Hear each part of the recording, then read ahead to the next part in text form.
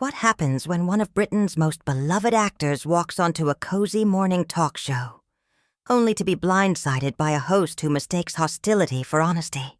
In just 43 seconds, a light-hearted interview turns into one of the most uncomfortable moments in daytime television history. All it takes is one barbed comment from Lorraine Kelly to send everything spiraling. Colin Firth arrived at the studio that morning expecting an easy conversation. He had a new film to promote, and Lorraine seemed like the perfect platform.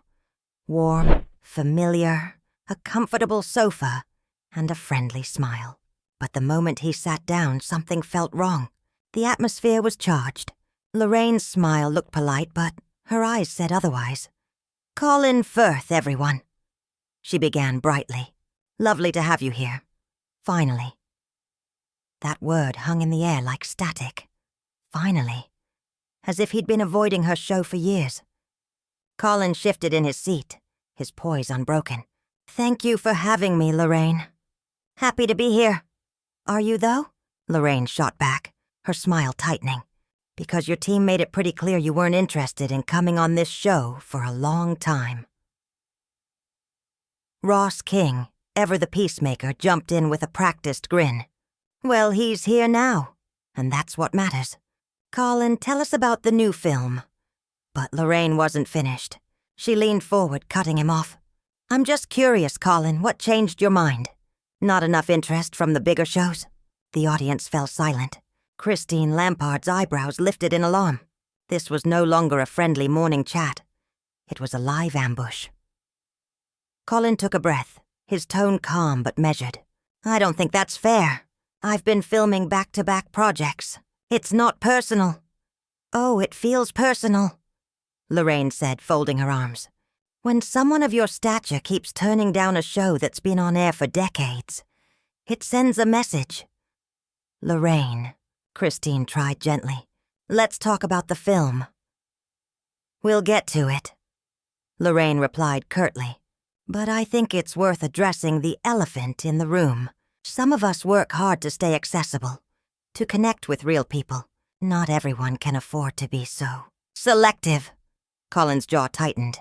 "I'm not sure what you're implying."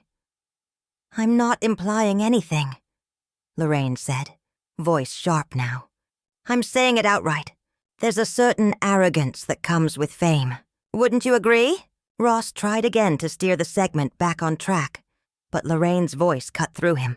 "I've heard things, you know. That Mr. Firth can be difficult, demanding even." Colin's composure wavered just slightly. "That's completely untrue. Whoever told you that is misinformed." "Is that so?" Lorraine pressed. "Because I've heard you've walked out of interviews before. Refused certain questions. Doesn't sound very gracious to me." "That's a lie," Colin said firmly. "In my entire career, I've never walked out of an interview. And if I've declined to answer something, it's because it was inappropriate."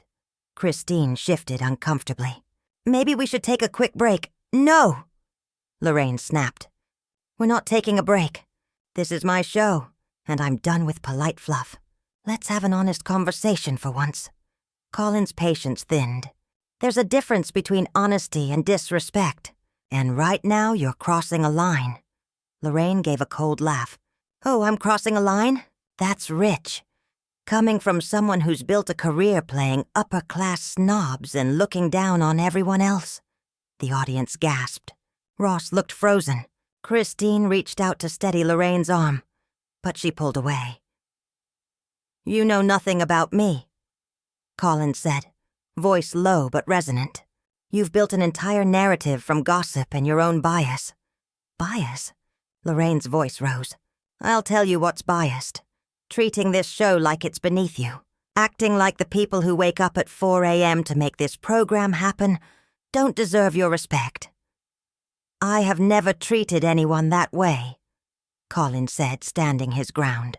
"And frankly, Lorraine," Colin said evenly, "if this is how you treat your guests, I can understand why some might hesitate to come on." "Excuse me?" Lorraine snapped, standing up now, her voice rising above the murmuring audience. Are you seriously sitting here on my show insulting me? I'm defending myself, Colin replied, still seated, calm but unyielding. You invited me here under the pretense of discussing my work, and instead you've spent the entire segment trying to humiliate me. Ross King lifted his hands in a plea for calm. All right, everyone, let's just take a breath. This has gotten way out of hand. But Lorraine wasn't listening. Her anger was rolling now, unstoppable. You know what your problem is, Colin? You think you're better than everyone else? You walk in here with that superior attitude, that polished little grin, and you think the rest of us should be grateful for your presence. Colin's restraint finally cracked. And you, he said sharply, seem to have a massive chip on your shoulder. I don't know what's behind this bitterness, but I won't sit here and let you use me as a target for whatever personal frustration you're going through.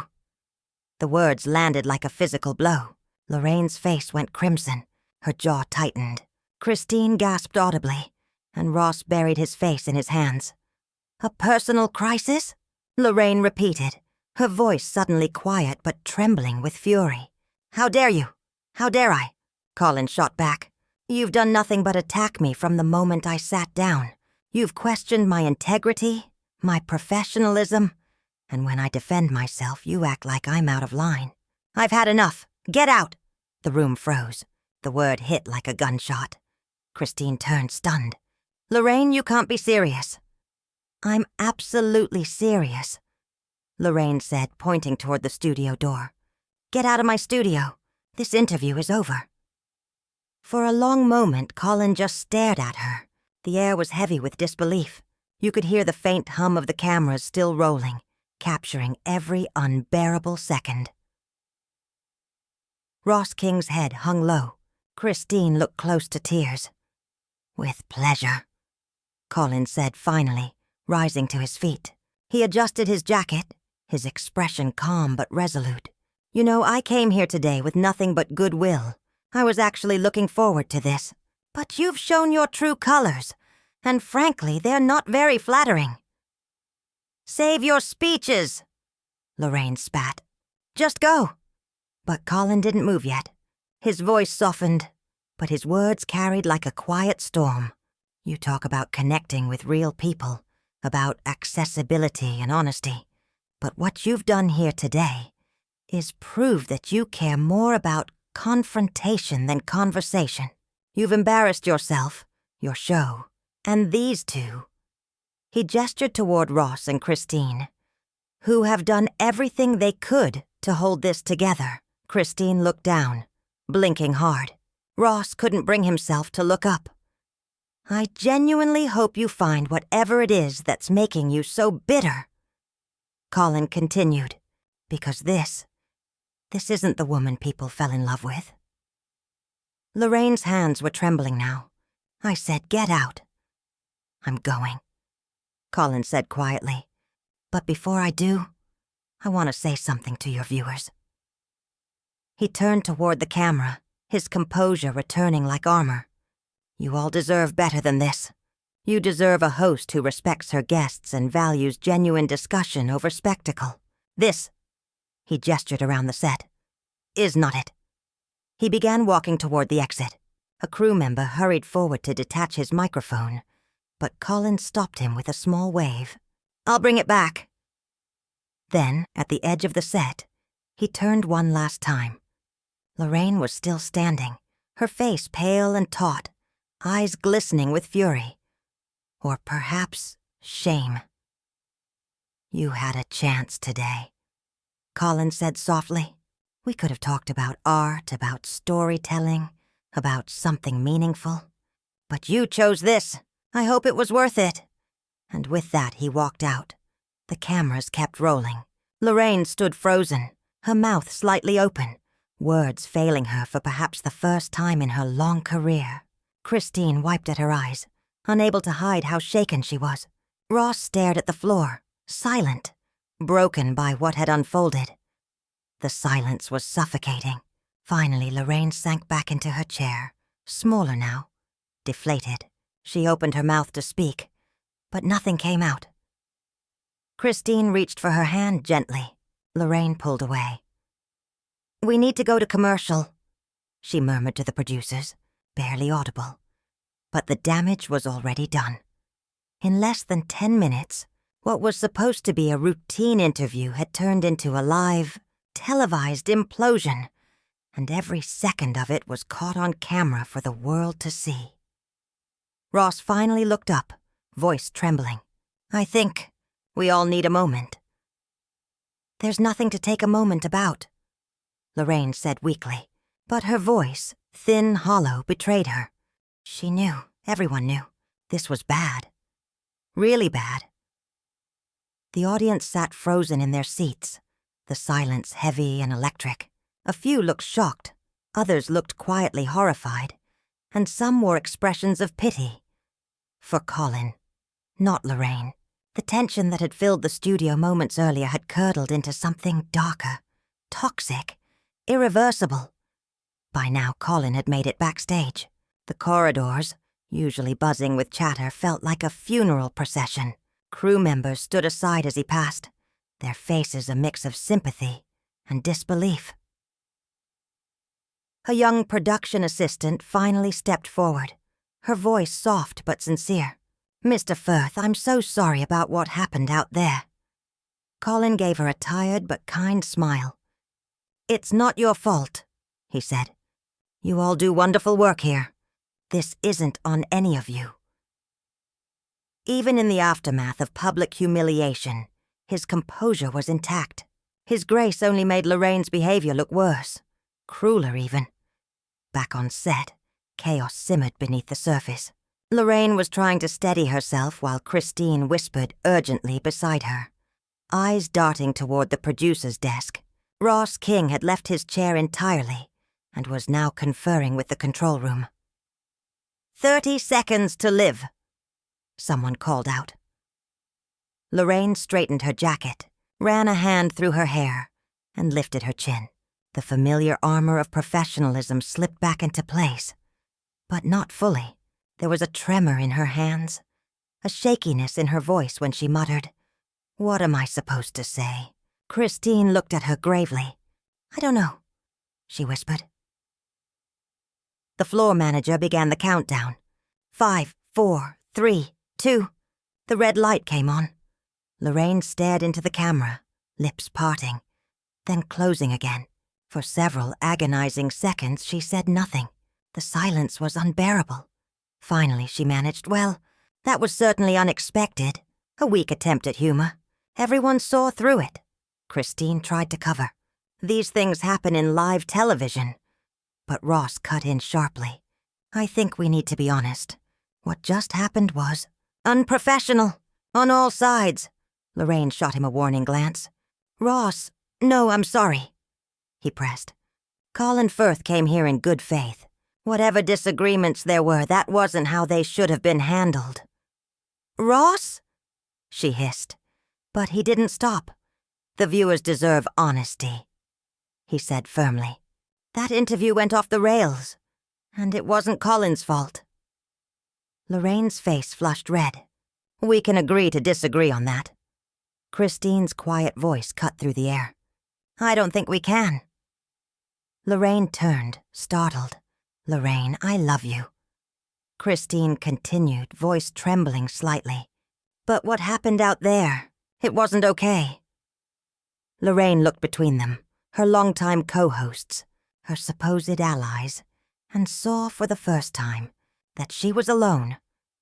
"I was trying to have a real conversation," she snapped, defensive now. "People are tired of these safe, meaningless interviews. There's a difference between asking real questions," Ross replied evenly, "and making it personal." "You crossed that line," the audience murmured in quiet agreement. Lorraine felt it, the tide turning, her authority slipping through her fingers. Meanwhile, backstage, Colin sat in his dressing room, phone buzzing nonstop. He ignored it. He just wanted to leave with whatever dignity remained. A soft knock on the door. "Come in." One of the makeup artists stepped inside, hesitant but earnest. "I just wanted to say, Everyone back here thinks you handled that brilliantly. We're all so sorry about what happened." Colin smiled faintly. "Thank you. That means a lot." "She's not usually like that," the makeup artist said gently. "I don't know what got into her." "Neither do I," Colin replied. "But I suppose it doesn't really matter now." Back in the studio, the show limped toward its end. Lorraine tried to move on, to cooking segments, celebrity gossip, light banter. But it all felt hollow. The air was thick with discomfort. Christine and Ross went through the motions. Their energy drained. Every so often, Lorraine would mutter justifications. "I just think celebrities should be held accountable." Or, "I won't let people waltz in here and act superior." But each time she spoke, the room grew colder. The audience had turned. The crew had checked out. By the time the credits rolled, the damage was done. Outside, Colin slipped quietly through a side door, away from the cameras and the chaos. Inside, Lorraine sat under the fading studio lights, the applause sign still glowing, though no one was clapping. Videos of the confrontation spread like wildfire. Within hours, clips of the exchange were everywhere, dissected, replayed, slowed down, and captioned with disbelief. The verdict was unanimous. Colin Firth had been ambushed. He'd been treated unfairly, and yet he'd handled it with grace, calm, and dignity. Lorraine Kelly, on the other hand, had revealed a side of herself no one wanted to see. When the broadcast finally ended, the moment the cameras cut, Lorraine stood up abruptly and walked off set without a word. Christine remained seated, dazed, staring at the empty chair where Colin had been moments earlier. Ross exhaled heavily, rubbing his temples. "That was the worst thing I've ever been part of," Christine whispered. "Same," Ross muttered. "And I've been doing this for 30 years. Around them, the studio buzzed with uneasy energy. Audience members filed out, murmuring in disbelief, phones already in hand. Behind the scenes, crew members clustered in quiet huddles, voices low and anxious. They all knew they had just witnessed a career-defining catastrophe, and not the good kind. In her dressing room, Lorraine sat alone in front of the mirror. The reflection staring back at her looked unfamiliar. Smudged makeup, red eyes, and a hollow expression. The cheerful morning host millions adored was gone. In her place sat a woman unraveling. Her phone rang again and again. Producers, PR handlers, colleagues. But she couldn't bring herself to answer. What could she possibly say? How could she explain what had driven her to lash out like that? Somewhere in the middle of the interview, irritation had become anger, and anger had become something uglier. She'd lost control, live on air, and everyone had seen it. The confident host who'd strutted onto that stage, ready to challenge her guest, was gone. What remained was a shaken woman realizing too late that she'd gone too far. The mask had slipped, and what was underneath wasn't pleasant to look at. Meanwhile, Colin was already halfway home. The London streets rolled by his car window in a blur of grey and gold afternoon light. Oddly enough, he felt calm. He hadn't raised his voice. He hadn't lost his temper. He'd simply defended himself. With restraint. With dignity. He thought back to Lorraine's face, the sharpness, the bitterness in her tone, and felt something close to pity. Whatever demons she was wrestling with, they had nothing to do with him. He'd just been standing in the wrong place when they decided to surface. His phone buzzed again. This time it was a message from his agent. "You handled that perfectly." And he had. When faced with hostility and disrespect, Colin had stayed grounded. He hadn't retaliated. He hadn't stooped to her level. He'd stood his ground and walked away with quiet confidence, showing the world what grace under fire really looked like. The same couldn't be said for Lorraine. She'd let her temper take control. Her worst impulses broadcast live to millions. The warm, witty host the public adored had given way to something harsh, brittle, and unkind. And the audience wouldn't forget it. As the day went on, the story dominated social media and the headlines. The narrative was consistent. Colin Firth, blindsided and belittled, had conducted himself with remarkable composure, while Lorraine Kelly had inexplicably torched her own reputation in under 10 minutes. It had started as a routine morning interview, a simple chat that should have been light, polite, forgettable. Instead, it became the day Colin Firth was kicked off the Lorraine show. Not because he'd done anything wrong, but because the host couldn't control her own bitterness long enough to act like one. And as he left that studio behind, Colin didn't just walk away from an uncomfortable interview. He walked away as an example of what it looks like to face cruelty with calm, arrogance with decency, and contempt with self-respect. The contrast was stark. On one side, a respected actor, steady and composed under fire. On the other, a talk show host unraveling in real time, attacking her guest, alienating her co-hosts, and betraying the image she'd built over decades. It took only 43 seconds for that first sharp comment to change everything. But the fallout, the loss of trust, the shift in perception, would last far longer. Because that morning, everyone saw what happened when Lorraine Kelly stopped being the cheerful TV icon and showed who she truly was beneath the surface. And Colin Firth showed everyone who he was, too. The difference between them couldn't have been clearer.